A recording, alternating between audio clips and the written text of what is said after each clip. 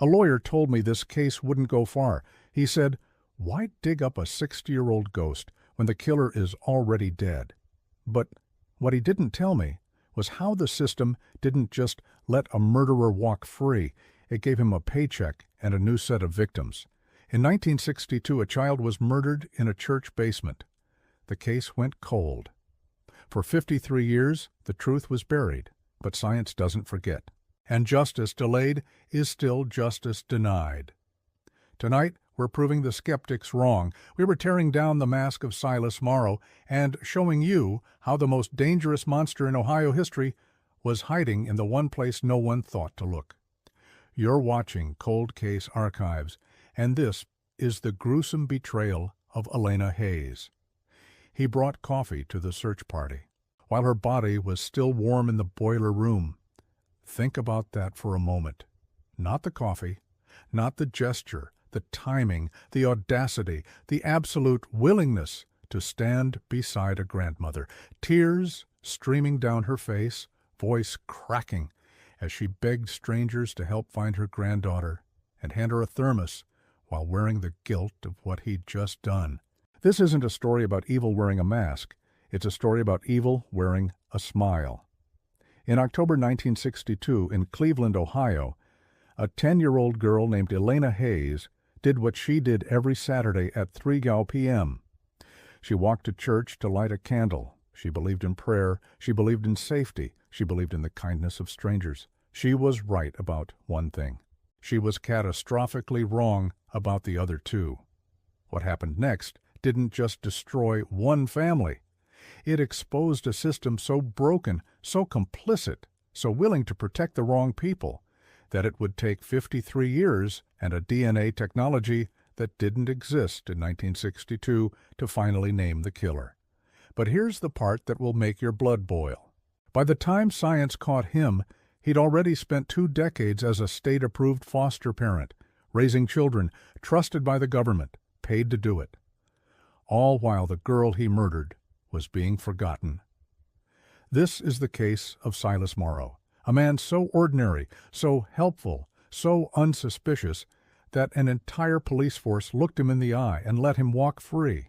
A system so broken it didn't just fail once, it failed catastrophically, repeatedly, across decades. And Elena paid the price. Here's what I want you to do right now. Think of someone in your life, a coworker, a neighbor, a volunteer at your kid's school, someone who's always helpful, the person who remembers your name, who asks how you're doing and actually listens to the answer. Who brings baked goods to the office? Who shows up early and stays late? The person everyone agrees is one of the good ones. Now ask yourself, how well do you actually know them? Have you ever been in a situation where you trusted someone simply because they seemed too kind to be dangerous, where their helpfulness felt like proof of their character? Most of us have. And most of us would make the same mistake Dorothy Hayes made. Dorothy was a grandmother. She was proud. She loved talking about Elena, how bright she was, how faithful, how she walked to church every single Saturday at the same time, alone, without fail. She shared these details with a co-worker at the textile mill, a quiet man named Silas Morrow, a man who listened. A man who was taking notes, not on paper, in his head, in his intentions. Because sometimes the monsters don't hunt, they network. They gather intelligence through conversation, through your pride, through your trust, and they use it against you. The real horror of this case isn't what happened in that church basement on October 13th, 1962. It's what happened after. Because Silas Morrow didn't just commit one crime and vanish. He didn't flee the state or hide in the darkness. He walked into the Peterson home that night, looked Dorothy in the eye, and offered his help. And the system, the police, the investigators, the people sworn to protect, they believed him. More than that, they cleared him. They filed him away as unlikely. They moved on. You know what Silas did next? He moved to a different town, changed his name slightly on paperwork, applied to become a foster parent, got approved. And for the next 20 years, the state of Ohio, the same state that had cleared him of suspicion, paid him to raise vulnerable children. over 15 of them. Children who had already been hurt, already been abandoned, already had their trust shattered by the adults around them. Silas Morrow became Grandpa, a saint in his community, a man who took in the kids no one else wanted. Meanwhile, Elena's case went cold. Meanwhile, Elena's family never knew. Meanwhile, a child killer was being rewarded for access to more children. This isn't just a cold case. This is a system failure at every level. And the worst part? It's not unique. Cases like this happen because of the gaps in how we protect people, because we assume goodness, because we don't verify, because we trust faces instead of facts. So here's the question that will haunt you for the next 28 minutes. How does a man do this? How does he stand at a funeral, hug a grieving grandmother, smile at the camera, sleep at night, build a life, raise children, go to church, volunteer, earn commendations, become trusted by the state itself, all while carrying the secret of what he did to Elena? And when, finally, DNA science caught him 53 years later, why did he still escape the one consequence that mattered? Prison! In the next section, you're going to meet Elena, not as a victim, as a person, as a 10-year-old girl with opinions and quirks and a faith that made her want to light candles for people who forgot to pray. You're going to understand why her absence mattered so much. And then you're going to watch as a system, built to catch monsters, became their greatest accomplice. Before we dive in, drop a comment and let us know where you're watching from. We'd love to hear from you. If you enjoy true crime stories like this, don't forget to like the video, subscribe, turn on the notification bell, and share it with someone who'd love it too. Cleveland in 1962 was a different America. The steel mills dominated the skyline, massive structures that defined the city's heartbeat. Men clocked in at 6 a.m., came home at 3 p.m., and knew their neighbors by their footsteps on the sidewalk. The shift whistles were the city's clock. When the mills roared, Cleveland worked. When they quieted, the city ate dinner together. On the streets where Elena lived, doors were unlocked. Not because people were naive, because they didn't have to be. Crime existed, sure. Every city has its darkness. But the idea that danger came wearing a friendly face, that evil could walk down your block in the daylight, that wasn't the threat people feared in 1962. The real threat, in the minds of mothers and fathers, was stranger danger, the unknown figure in the shadows, the vagrant, the drifter, the person who didn't belong. They weren't looking for monsters who belonged. They weren't looking for men who worked the mill. Men with steady jobs, men with wives and clean shirts and a habit of showing up to church. On the porches of Cleveland, children played stickball while adults sat in rocking chairs watching the block. It was a form of communal child care, informal, unspoken, but absolute. If a kid got out of line 3 blocks away, word got back to their mother before they made it home. If someone was hurt, 10 neighbors knew before an ambulance arrived. This was the safety net of 1962. It was also the vulnerability, because this trust, this assumption that the neighborhood was watching, only worked if the monsters looked like monsters, only worked if evil announced itself, only worked if you could see danger coming. In 1962, Cleveland's children walked alone to school. They played in parks without supervision. They took shortcuts through alleys. They talked to neighbors. They were taught to be helpful, to be kind, to trust authority figures. They were raised to believe that good people were obvious. That's what made 1962 Cleveland both beautiful and catastrophically unprepared. It was a city built on the assumption that goodness was recognizable, that you could tell who to trust by looking at them, by listening to them, by watching how they treated their neighbors. It was a city full of Dorothys, grandmothers and mothers, and neighbors who would never imagine that the quiet, helpful man at the textile mill was counting their granddaughter's routines, who would never suspect that kindness could be a weapon, Elena Hayes was born in 1952. She was 10 years old when she died. Those 18 words are how most cold case files describe her. But Elena was so much more than a timeline. She had dark braids that she'd braid herself, usually crooked, usually asymmetrical. And she liked it that way. She wore mismatched socks on purpose. When her mother asked why, Elena would say, "God likes surprises. If I wear boring socks, God gets bored." Her mother would laugh. Her grandmother Dorothy would shake her head and smile.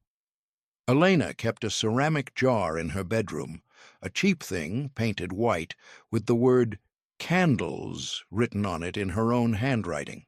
She saved pennies in that jar, nickels if she was lucky, dimes if she did extra chores. The money wasn't for dolls or candy. It was for church candles. Elena had a practice. She called it praying for the forgotten. Every time she heard about someone, a neighbor who lost a job, a friend's parent who was sick, a homeless person she'd seen on the street, she'd add that person's name to a list she kept in her pocket. Small folded paper, dozens of names. Some were real people she knew, others were abstract. The man at the station, the lady with the blue coat. On Saturdays at 3 p.m., Elena would walk to St. Bridget's Church alone. Her parents didn't worry. Why would they? It was a 15-minute walk through a familiar neighborhood. The same route every week, the same time every week. Safe, routine, predictable. She'd light a candle for each person on her list.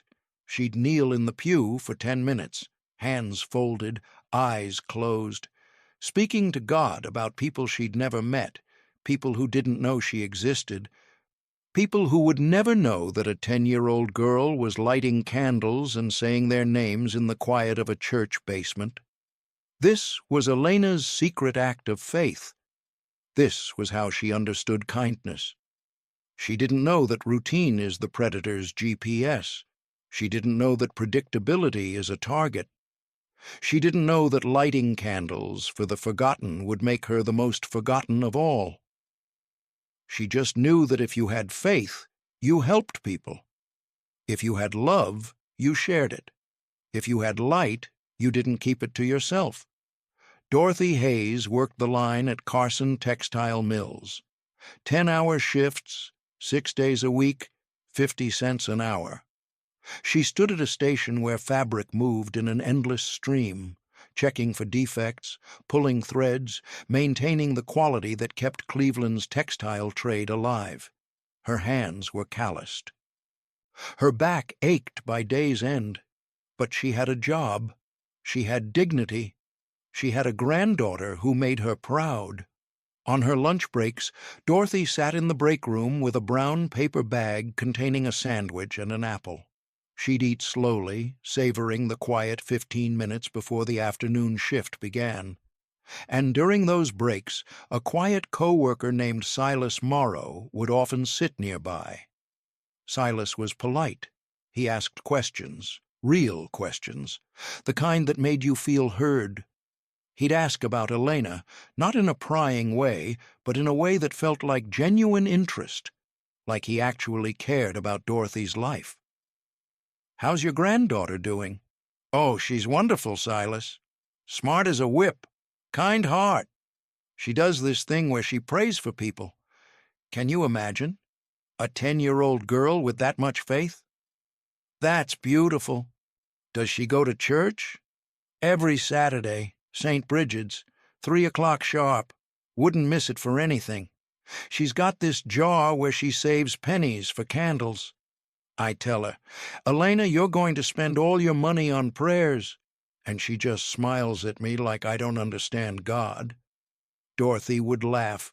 She'd share these stories the way grandmothers do, with pride, with love, with the absolute certainty that her granddaughter was special. With no idea that she was giving away a schedule, with no idea that across the table a man was storing information like a predator stores prey. Silas Morrow was 47 years old, He'd worked at Carson Textile Mills for 12 years, never late, never complained, never caused trouble. The kind of employee that supervisors didn't think about, which was exactly the way he preferred it. He was quiet, not shy. Quiet in the way that made people underestimate him, in the way that made him forgettable until you needed him, and then suddenly he was indispensable. He remembered things. He remembered that Mrs. Chen took her coffee with 2 sugars. He remembered that Frank the foreman had a daughter in high school. He remembered that Dorothy Hayes worked Tuesdays through Saturdays, always taking her lunch at 12:15 p.m., always eating the same brown bag sandwich. He was known around the mill as Helpful Silas, the guy who'd cover your shift if you were sick, the guy who'd loan you $5 without asking questions, the guy who listened when you talked, really listened, not just waited for his turn to speak. People liked him. More importantly, people trusted him. But Silas Morrow had a secret. Not the secret everyone would eventually learn about. A different secret. A foundational one. Silas Morrow was forgettable by design. He studied people the way other men studied sports statistics. He noticed details, not the obvious ones, but the patterns, the routines, the vulnerabilities disguised as habits. He'd watch a coworker mention their kid's school 3 times over lunch, and he'd remember which school, which grade, which day the child walked home alone. He was a collector, not of things, of information, of access points, of opportunities, and he was patient in a way that most people couldn't comprehend. He didn't hunt impulsively. He didn't take unnecessary risks. He gathered intelligence, and then, only when the moment aligned perfectly, he moved. To anyone watching, Silas Morrow was a good man, a stable man, a man who volunteered at church and kept his yard neat and never raised his voice.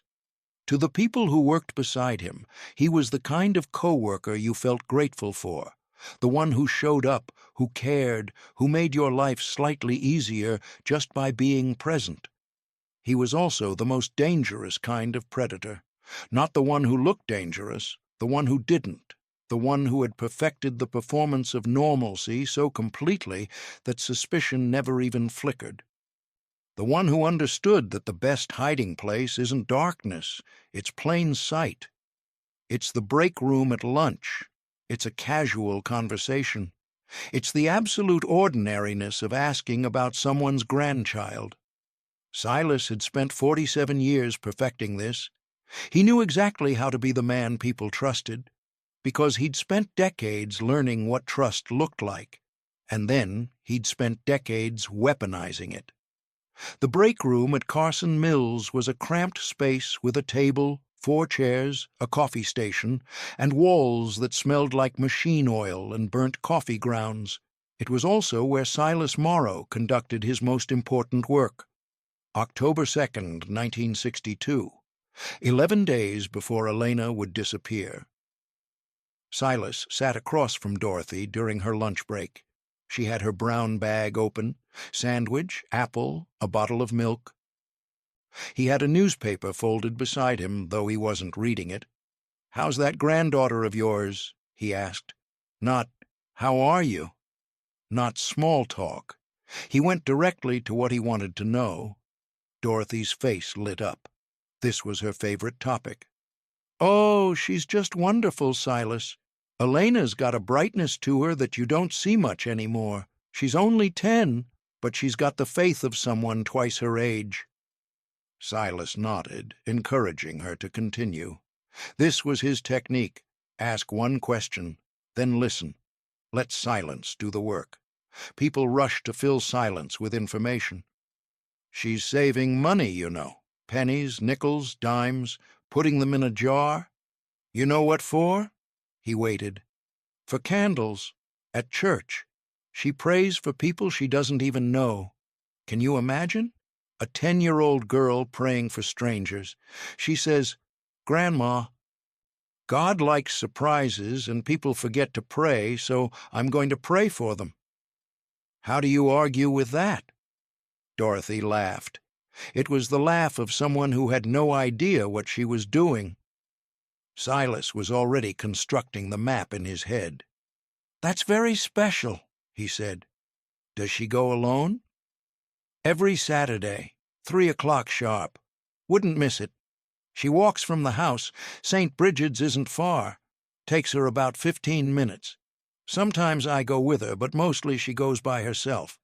She likes the quiet, the walk, the ritual of it. She's very devoted." Silas nodded slowly. 3 o'clock, Saturday, St. Bridget's, 15 minutes from her house. The child walked alone. "She must feel very close to God," he said. "She does. The priest even knows her by name now. Father Michael says she's his favorite parishioner. Can you believe that? 10 years old, and she's the priest's favorite." Dorothy finished her sandwich, unaware that she'd just handed away her granddaughter's schedule with the same casualness someone might hand over a restaurant recommendation. She'd given him everything he needed. October 13th, 1962, Saturday afternoon. The Cleveland weather was cool but not cold, a typical autumn day. Nothing in the sky suggested that a child would vanish before dinner. 2:45 p.m. Elena leaves her house. She wears her school clothes, a simple dress, worn shoes. Most importantly, she wears the yellow ribbon in her braids. Dorothy had tied it that morning. "You look like sunshine," Dorothy had said. Elena had smiled. Elena takes the familiar route. Past the Kowalski house. Mr. Kowalski waves from his porch. Past the corner store, Mrs. Chen nods in recognition. 15 minutes of walking through a neighborhood where she's known, where she's safe, where nobody watches too closely because everybody assumes somebody else is watching. 2:58 p.m. Elena reaches St. Bridget's. The church is beautiful. White stone, tall windows, the kind of place that feels like safety looks. She enters through the side door, the quieter entrance. Father Michael is in the main church, preparing for evening mass. He doesn't see her come in. 3:02 p.m. The side door closes. Elena is now in the building, alone. The basement is accessible from the interior stairwell. The boiler room is at the far end, behind heavy machinery. It's not a place Elena would normally go. 3:17 p.m. A work jacket, dark, industrial, the kind worn at the mill, moves quickly through the alley adjacent to the church. Later, witnesses would report seeing someone in such a jacket, but witness accounts are imprecise. Was it 3:15 or 3:20? Was the person walking or running? Did he enter the church, or was he just passing through the alley? The timeline becomes impossible to nail down. That imprecision would become part of the failure. What we know with certainty. Between 3:02 p.m. and 5:30 p.m., something happened that no child should ever experience. At 5:30 p.m., Elena had not returned home. By 6 p.m., Dorothy was making phone calls. By 6:30 p.m., the first police car arrived. By 7 p.m., the neighborhood had transformed into a search party. And by 8:15 p.m., a man with a work jacket and a box of fresh coffee showed up to help Dorothy look for her missing granddaughter. By 8:15 p.m., the sun had set. Dorothy stood in her front yard, surrounded by neighbors, police officers, and volunteers with flashlights. Her face was destruction. Every grandparent's worst fear made flesh. She was asking questions that had no answers. Where could she be? Who took her? Why isn't anyone finding her? A car pulled up. Silas Morrow stepped out carrying a large box of coffee, hot, fresh, still steaming. The kind of gesture that gets remembered as kindness, the kind of gesture that builds trust. He walked directly to Dorothy. "I heard about Elena," he said, his voice exactly the right amount of concerned, not hysterical, not cold, perfectly calibrated. "I wanted to help. I brought coffee for the search party. We'll need the energy." Dorothy looked at him. This quiet co-worker who'd listened to her talk about Elena so many times, and she felt something close to relief. Here was help. Here was a man who cared enough to show up. She hugged him. While her granddaughter's body was still in the church basement, not 3 blocks away, Dorothy Hayes hugged the man who put her there. Over the next hours, Silas orchestrated parts of the search. He suggested locations. He handed out thermoses of coffee. He put his hand on Dorothy's shoulder and said, "We'll find her." He looked like a saint. He looked like a man who couldn't possibly have done anything wrong. If you'd been a detective that night, watching Silas move through the search party, you would have seen a man who was genuinely invested, a man who cared, a man who was helping. You wouldn't have seen a predator admiring his own work. You wouldn't have understood that the tears he didn't shed were the most damning thing about him. Most predators flee the scene. They disappear into darkness. They run. Silas Morrow walked toward the grief. He became part of the search. He inserted himself into the investigation. He was that confident in his ability to perform kindness. October 14th, 1962, 6:47 a.m. Frank Kowalski arrived at St. Bridget's Church to prepare for Sunday Mass. He was the maintenance man, had been for 8 years. He knew every corner of the building, every creaking floorboard, every place where the old stone held its secrets. His routine was always the same on Sunday mornings. Check the boiler, check the basement, make sure everything was functioning properly, unlock the front doors, wait for Father Michael to arrive. He never expected to find anything but the familiar silence of an empty church. The basement was cold. It always was. The boiler room sat at the far end, past shelves of old hymnals and storage boxes stacked since decades prior. The machinery was industrial, heavy iron, exposed pipes, the mechanical heart of the building. Frank called out as he always did. "Hello, anyone down here?" Silence. He turned the corner near the furnace, and that's when the world changed. Elena was there, not in a position that suggested sleep or peace, in a position that suggested violence. Her dress was torn. Her body was positioned behind the heavy machinery, tucked, hidden, the way someone hides something they don't want found. But the yellow ribbon was what stopped Frank's breath. It was still in her hair, but not the way Dorothy had tied it that morning. It was twisted, wrapped tight around her wrist, like she'd held on to it. Like in her final moments, she'd gripped the one thing that connected her to home, to safety, to the grandmother who loved her. Like she'd held on to it until she couldn't hold on to anything anymore. Frank didn't scream. He stood very still. His mind couldn't process what his eyes were telling him. A 10-year-old girl in a church, dead. He walked back upstairs on shaking legs and called the police. The response was immediate. By 7:15 a.m., Cleveland police cars had arrived. By 7:30 a.m., the boiler room was a crime scene. By 8 a.m., the coroner had arrived and confirmed what Frank already knew. Elena Hayes was dead. The violence inflicted on her was severe, but the coroner also noted something else in his preliminary report, something that would become critical evidence decades later. Biological material on the yellow ribbon, DNA, though no one called it that in 1962. Just biological material, just something preserved in an evidence bag and filed away. Dorothy Hayes was notified at 8:45 a.m. The search that had consumed the neighborhood all night transformed into a murder investigation. And somewhere in the neighborhood, Silas Morrow learned that his crime had been discovered. Within hours of the discovery, police were canvassing the neighborhood. They talked to everyone who'd been near the church on Saturday afternoon. The goal was simple. Find the man in the dark work jacket that Mrs. Chen had reported seeing near the church's side entrance around 3:00 p.m. Mrs. Chen's account was clear, but limited. A man, dark jacket, industrial type. He'd been moving quickly through the alley adjacent to the church. She'd noticed him because he seemed purposeful, not lost, not wandering.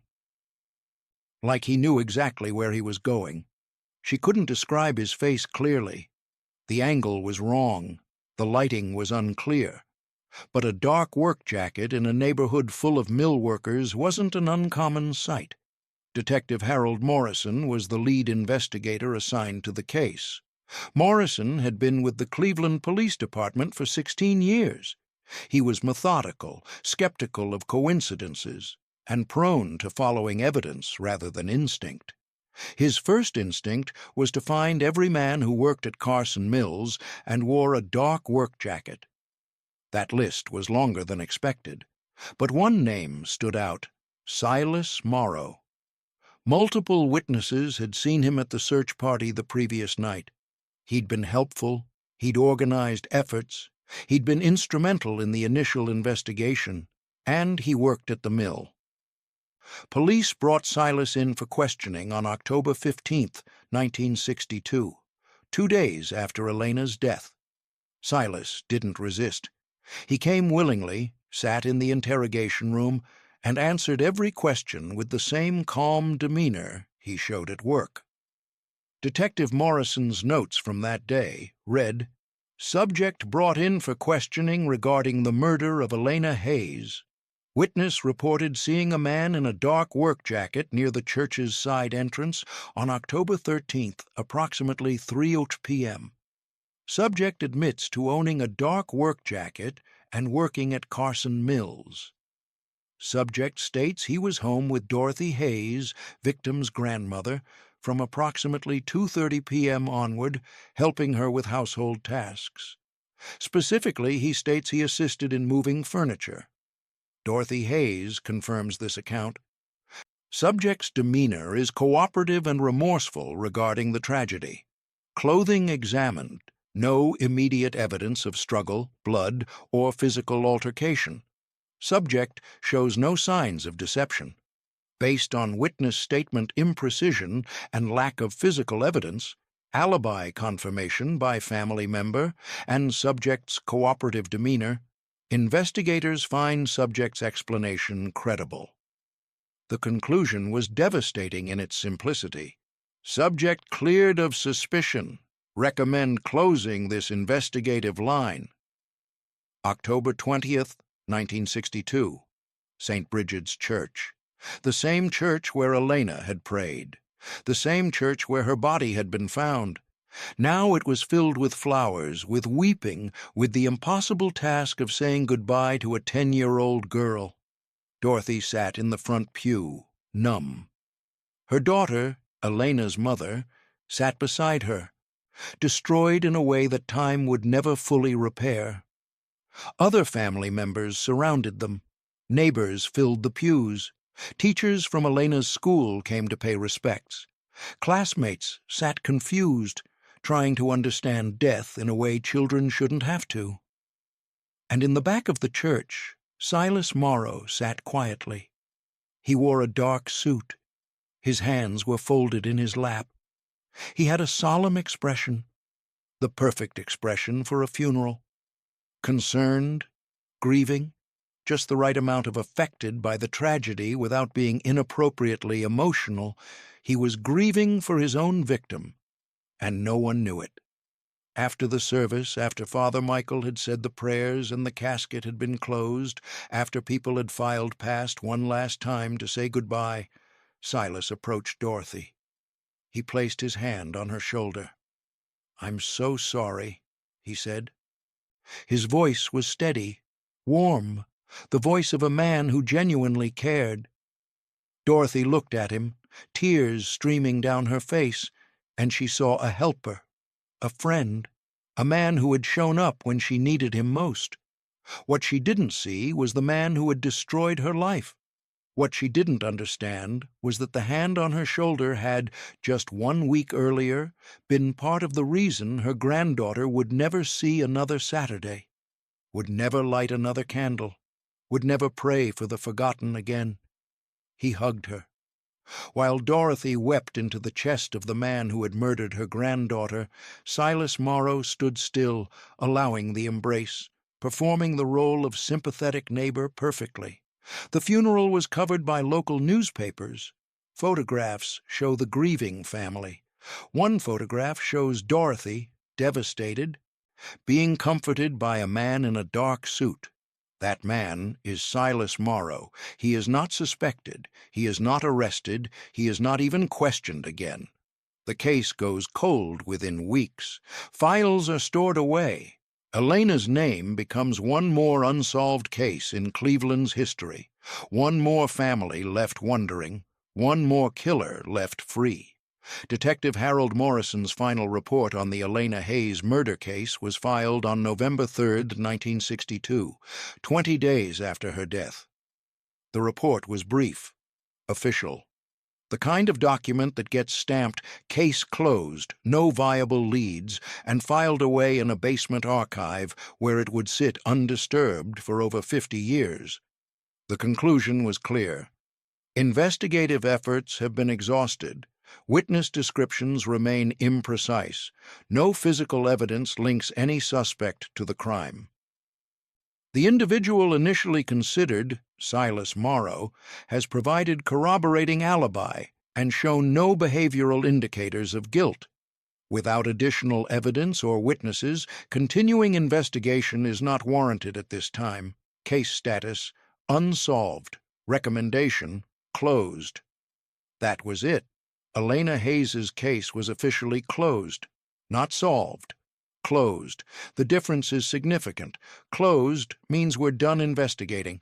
Solved means justice has been served. The system didn't solve Elena's murder. It just stopped looking. Silas Morrow walked away from a murder investigation because the detective assigned to his case had decided he was unlikely. Because Dorothy's alibi seemed credible, because a dark work jacket wasn't enough evidence when the alibi came from the victim's own grandmother. The system failed in 1962 because the tools to catch him didn't exist. DNA testing was decades away. Interstate databases didn't exist. The assumption was that a man cleared by police had actually been cleared, not just dismissed as inconvenient. But here's the question that should haunt you. Was Silas actually cleared? Or was he just convenient? Was Detective Morrison conducting a thorough investigation? Or was he satisfied with the first plausible explanation that came along? Was Dorothy's alibi really credible? Or was it the word of a traumatized grandmother who trusted the man beside her? We'll never know what Morrison was thinking. We'll never know if he had doubts. We'll never know if something in his gut told him Silas was lying. What we do know is this: a predator walked free from a murder investigation. And the system that was supposed to catch him became, instead, his greatest accomplice. Because now he had proof. Proof that he could commit the unthinkable and walk away clean. Proof that the authorities would believe whatever story he told. Proof that he was smarter than the system designed to stop him. The case was closed, but Elena was still missing, and Silas was still alive, and the worst was yet to come. The system failed Anna for 5 decades. Don't let her story fade away again. Every sub helps the YouTube algorithm push this case to more people who need to hear it. 16 years. That's how long Elena's case sat in a file cabinet. 16 years of her name fading from public memory. 16 years of her family carrying the weight of not knowing. 16 years of Silas Morrow living like a free man. In 1962, when Detective Morrison closed the file, there was no national database, no computer system that shared information between jurisdictions, no way for a man cleared in Cleveland to be flagged if he moved to another Ohio town. Silas understood this without being told. In 1978, Silas Morrow and his new wife, Patricia, packed their belongings and relocated from Cleveland to Ashland, a town about 40 miles south. Not far enough to lose access to resources. Far enough to be forgotten. No one in Ashland knew about 1962. No one in Ashland knew that the quiet, helpful man who'd just moved to their town had once been questioned in a child's murder. No one knew that he'd walked free because evidence was insufficient and an alibi came from the victim's own grandmother. No one knew that he'd spent 16 years perfecting his performance, working, attending church, building a reputation as a steady, trustworthy man. By 1978, Silas Morrow didn't look like a suspect anymore. He looked like a resident, like a neighbor, like someone who belonged. Patricia, his new wife, was also quiet, also helpful, also the kind of person who'd volunteer for neighborhood projects and attend church events. Together, they presented as a couple, stable, childless by choice, or so they said, interested in community service. In early 1979, Silas and Patricia applied to become licensed foster parents with Ohio's Department of Children and Family Services. The background check was thorough by 1979 standards. Criminal record? None. He'd never been charged, never been convicted. Being questioned and cleared meant the system saw him as innocent. Employment history? Solid. 20-plus years at a textile mill, steady income, good references from supervisors who remembered him as reliable and dedicated. Community references? Excellent. A neighbor wrote that Silas was a pillar of kindness. A church member wrote that he was a man of faith and service. Both letters emphasized his patience, his reliability, his genuine care for people. Home inspection? Passed. The house was clean, well-maintained, had adequate space for children, and demonstrated financial stability. Interviews? Both Silas and Patricia presented as motivated by Christian values. They spoke about their desire to help children who'd had difficult starts. They talked about second chances, about redemption, about the power of a stable home to heal broken children. They sounded exactly like what the system was looking for. The Department of Children and Family Services approved their application in March 1979. Effective immediately, Silas and Patricia Morrow became licensed foster parents. The state of Ohio, the same state that had cleared Silas of suspicion in Elena's murder 16 years earlier, had just handed him official access to vulnerable children. The state didn't know. The state couldn't have known. There was no system in place to connect the dots. A man cleared in one case couldn't be tracked when he moved to another jurisdiction. A man without a conviction had no record to flag. The system didn't fail because it was looking the wrong way. The system failed because it wasn't looking at all. In Ashland, Ohio, Silas and Patricia Morrow were known as Grandpa and Grandma. Not ironically, not with any sense of danger or suspicion, literally. The neighborhood children called them that. The local pastor spoke about them in sermons as examples of Christian charity. School counselors recommended the Morrow home to social services because of its reputation for stability and care. Silas volunteered at First Baptist Church. He helped with youth group activities. He taught Bible study to teenagers. He volunteered at the school's annual fundraiser. He was the kind of man that teachers thanked for his service, the kind of man that neighbors borrowed tools from, the kind of man that no one, absolutely no one, would ever suspect of anything dark. Patricia made casseroles for sick neighbors. Together, they were the kind of couple that made Ashland feel safer, the kind that restored faith in community, the kind that made people believe good people existed. But here's the question that no one asks until it's too late. Did Silas abuse any of the 17 children who lived in his home? The historical record doesn't say. No allegations were filed, no disclosures were made, no investigations were launched. If abuse occurred, it was either not detected, not reported, or actively concealed. and we don't know which. What we do know, the opportunity was there, the access was there, the trust was there, the isolation was there, the power dynamic was there. All the conditions that predators need to operate were present in Silas Morrow's home, with the state's blessing and the state's payment. And if he did abuse those children, he knew, with absolute certainty, that he would be believed over them, that his reputation would protect him, that his decades of performance had made him invulnerable. The cruelest irony is this. While Silas was receiving commendations from the state, being called a model foster parent, being held up as an example of Christian charity, while he was attending school plays and helping with homework and reading Bible stories to traumatized children, Dorothy Hayes was sitting alone at dinner tables with an empty chair. Christmas after Christmas, birthday after birthday, anniversary after anniversary, Dorothy stared at the space where Eleanor should have been.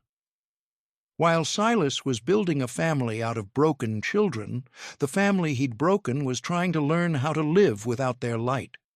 The system didn't just fail once, it failed catastrophically, repeatedly, across 2 decades. And no one knew. Foster care in Ohio in the 1980s and 1990s came with a monthly stipend meant to cover the cost of food, clothing, and school supplies for the children. For each child placed in his home, Silas received $200 a month. Adjusted for inflation, that is nearly $3,000 today. The state paid him $200 a month. To do what? We'll show you the ledger later. For now, know this. Silas did not just take the money. He used it to fund his image as a selfless community leader. He bought baseball equipment for the Little League team. He paid for his foster kids to go to summer camp. He donated toys to the local shelter. Every dollar the state gave him was used to further cement his reputation as a good man. It was a perfect cycle. The more he pretended to care for children, the more the system rewarded him, and the more untouchable he became. Year after year, social workers conducted routine check-ins at the Morrow home. The kids always said they were happy. The house was always clean. Silas always had a kind word and a story about how well the children were doing in school. No one ever had a reason to doubt him. No one ever thought to ask if the man who seemed to love children so much had once taken a child's life. Have you ever donated to a charity that helped at-risk kids? What if the man running it was the risk? Have you ever voted for a local official who promised to expand foster care services, never stopping to wonder if the system was vetting the people it trusted with our most vulnerable children? This case is not just about one evil man. It is about how easily we let systems take the place of vigilance. We assume someone else is checking the boxes, someone else is making sure the people we trust are worthy of that trust. And sometimes, no one is. In 2013, the Cleveland Police Department's Cold Case Unit, established in 2009 to revisit unsolved murders, took a new approach. With advances in forensic genealogy and the increasing accessibility of genealogical databases, investigators decided to re-examine Elena Hayes's case. Elena's file had been gathering dust for over 50 years, a testament to the failures of a system that had neither the tools nor the will to pursue justice. But times had changed. Genetic genealogy, the practice of using public genealogy databases to identify suspects through their DNA, had revolutionized cold case investigations across the United States. The unit's first step was to obtain a DNA sample from the evidence stored in Elena's case file, the biological material found on her yellow ribbon. It was a long shot, given the degradation of the sample over the decades, but the technology had improved dramatically since the 1960s. In early 2014, the sample was sent to a private genetic genealogy company specializing in forensic cases. The process was meticulous. The DNA was extracted, sequenced, and then compared against public genealogy databases, looking for genetic matches among individuals who had voluntarily uploaded their DNA profiles. By mid-2014, the results came back. A third cousin match was identified. The genetic genealogy team worked backward through family trees, tracing branches to identify a likely surname, Morrow. The family tree pointed to a living individual with the last name Morrow, residing in Ashland, Ohio, precisely where Silas Morrow had lived and died 16 years earlier. The cold case unit's next move was to obtain a fresh DNA sample from the living Morrow family member to confirm the match and establish a familial relationship. In June 2015, a cheek swab was collected from a direct descendant of Silas Morrow, and the results were conclusive. The DNA profile matched the evidence found on Elena's ribbon. The truth that had been buried for half a century was finally surfacing. But the revelation came with a cruel twist. The man who had walked free from justice was still alive. June 10, 2015, Ashland, Ohio. Silas Morrow was 82 years old. He'd spent the last 16 years as a respected member of the community, a grandfather figure to neighborhood children, a man who'd built a new life after the world had tried to erase him. On that morning, a knock on the door changed everything. Two officers from the Ashland Police Department were standing on his porch, accompanied by a representative from the cold case unit. They identified themselves, showed their badges, and explained that they needed to speak with him about an unresolved investigation. Silas invited them in. He offered them coffee. He listened as they explained the new developments in Elena Hayes's case, the DNA evidence, the genealogical match, the reason they were there. He listened, and he said nothing. For hours, he sat in his living room, surrounded by family photos, the evidence of a life well lived, while the officers questioned him, took photographs, collected samples. He answered their questions with the same calm demeanor he'd always had, the same measured tone, the same careful phrasing that had served him so well for decades. When they asked about Elena, he spoke about her as if she were a distant memory, a regret, a tragedy he wished he could have prevented. He spoke about her with the same detachment he might have used to discuss a news story from decades past. When they asked about his life in Ashland, he spoke about it with pride. He spoke about the community projects he'd been involved in. He spoke about the children he'd mentored. He spoke about the church events he'd helped organize. When they asked about his alibi, he provided it without hesitation. He'd been home with his wife, Patricia, helping her with household tasks. He'd been where he said he was, doing what he said he was doing, at the time Elena had disappeared. The officers took his statement, collected his DNA, and left. Silas didn't react. He didn't seem surprised. He didn't seem angry. He didn't seem anything.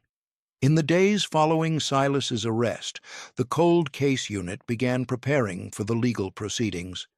They gathered evidence, re-examined forensic reports, and coordinated with the Ashland Police Department to ensure all procedural requirements were met. But there was a problem. Silas Morrow was 82 years old. His health was fragile. The stroke he suffered in the hospital had left him with cognitive impairments, making it unlikely he would stand trial. The legal system, with its emphasis on due process and the rights of the accused, would not proceed with a case where the defendant was unable to participate meaningfully. The cold case unit's initial hope that justice would finally be served dissolved into a grim reality.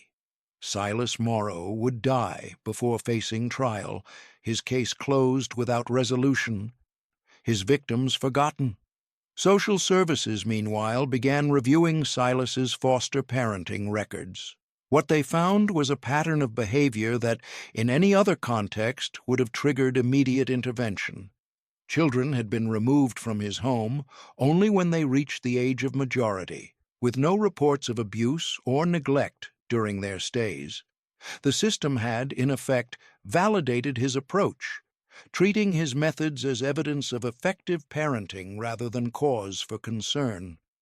The community, meanwhile, struggled to reconcile the man they had known with the allegations that had surfaced.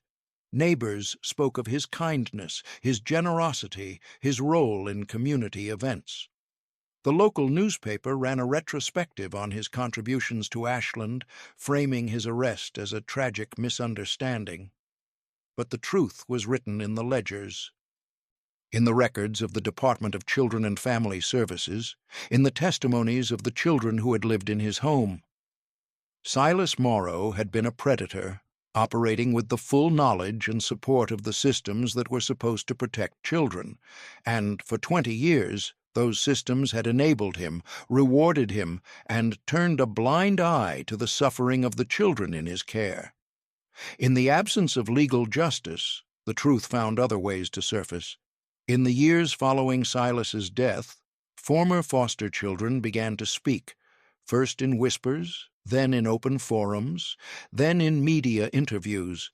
They told stories of manipulation, of emotional abuse, of being used and discarded when they were no longer useful. They spoke of a man who had perfected the art of appearing trustworthy, of a system that had failed them at every turn. Documentaries were produced, news articles were written, advocacy groups began to take notice. The story of Silas Morrow, the model foster parent, became a cautionary tale about the dangers of blind trust and systemic complicity. But the reckoning that should have come in 2015 never arrived. Silas died before facing trial, his case closed without resolution, his victims left with their memories and a lifetime of unanswered questions. The truth was out, but justice was still denied, and the system that had enabled him, that had protected him, that had profited from his work, remained largely unchanged. In 2013, the Cleveland Police Department's Cold Case Unit, established in 2009 to revisit unsolved murders, took a new approach. With advances in forensic genealogy and the increasing accessibility of genealogical databases, investigators decided to re-examine Elena Hayes's case. Elena's file had been gathering dust for over 50 years, a testament to the failures of a system that had neither the tools nor the will to pursue justice. But times had changed. Genetic genealogy, the practice of using public genealogy databases to identify suspects through their DNA, had revolutionized cold case investigations across the United States.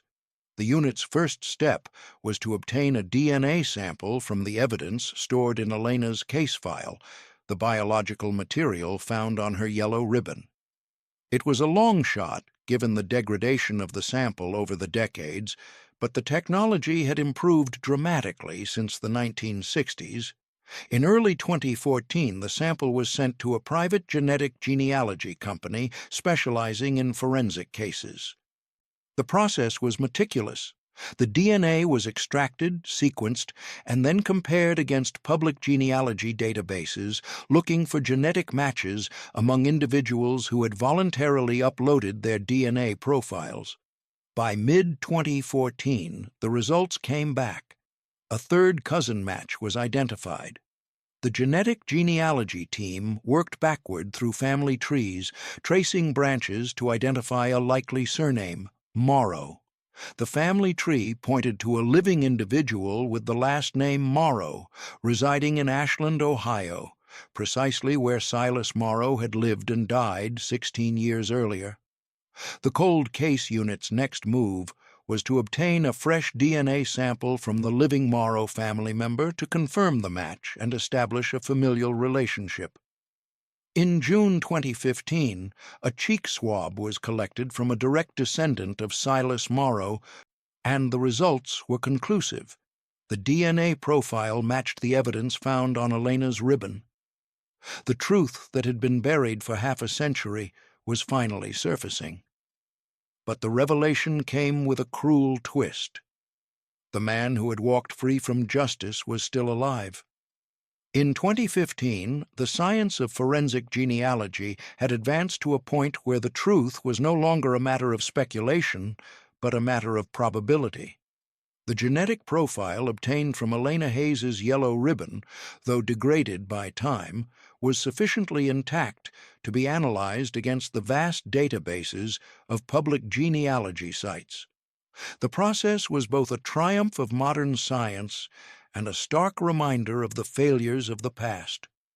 Where the system of the 1960s had failed to protect Elena, the tools of the 2010s were determined to uncover her truth, no matter how long it took. Within months of Silas Morrow's arrest, the Cold Case Unit collaborated with a leading forensic genetics laboratory to conduct a comprehensive DNA analysis. The sample was re-examined using advanced sequencing technologies and compared against genealogical databases to establish a familial connection. The goal was not to identify a suspect, not yet, but to establish a genetic connection to a living relative, to build a family tree that could lead to the truth. The breakthrough came in early 2016. A third cousin match was identified, traced through a direct descendant of Silas Morrow's grandfather. The genetic genealogy team, working in conjunction with forensic geneticists, constructed a family tree that spanned multiple generations, revealing a pattern of familial relationships that pointed unequivocally to Silas Morrow as Elena's biological grandfather. The revelation was both a moment of vindication and a sobering reminder of the cost of justice delayed. Elena's truth, long buried, was finally uncovered, but the man responsible for her death had lived out his final years in freedom, his legacy intact, his family unaware of the darkness that had touched their lineage. The revelation of Silas Morrow's true identity sent shockwaves through the Morrow family, not least because it came so late, so long after the world had moved on, so long after Elena's memory had been consigned to the past. For Dorothy Hayes, the truth was a double-edged sword. On one hand, there was a sense of vindication, a grim satisfaction that the system had, at last, done its job. On the other hand, there was an overwhelming grief, a realization that the man she had loved, the man she had trusted, had been a monster in disguise, a man who had destroyed her granddaughter and walked free for over 5 decades. Silas's children, Patricia and her siblings, struggled to reconcile the man they had known with the accusations that had surfaced. They had grown up hearing stories of his kindness, his generosity, his role in the community, and now those stories were tainted, complicated by the knowledge of his true nature. There was anger, certainly, a fierce determination to see justice done, but there was also a deep, abiding sadness, a sense of loss for the father they had lost, the father they had never really known. The grandchildren, now adults with children of their own, carried the weight of a legacy they had never asked for, a truth they could never escape.